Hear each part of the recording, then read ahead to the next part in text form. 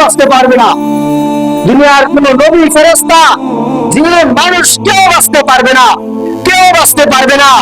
সবাই অন্ধকার কবরে যাইতে হবে, কবরে যাইতে হবে। বাস আজ হোক কাল হোক কবরে যাইতে হবে। এজন্য আমরা কবরে চিন্তা করি, কবরের ফিকির করি, কবরের সামানা জোগাড় করি। নামাজ আল্লাহ তাআলা আমার আপনার উপরে 5 ওয়াক্ত নামাজ ফরজ করছে। আমরা মুসলমান, অথচ আমরা নামাজ আদায় করি না। আমরা নামাজ আদায় করি না, নামাজ পড়ি না।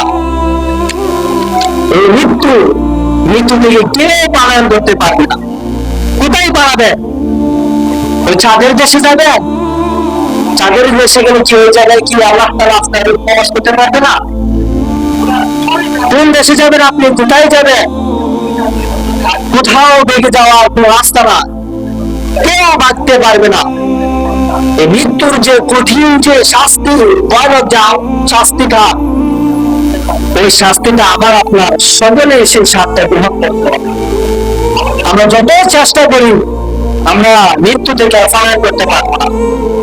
মানুষ চেষ্টা করলে সে জাহান্নাম থেকে বাঁচতে পারবে, মানুষ চেষ্টা করে জাহান্নাম থেকে বাঁচতে পারবে, কিন্তু মৃত্যু থেকে কেউ বাঁচতে পারবে না। মৃত্যু থেকে কেউ বাঁচতে পারবে না।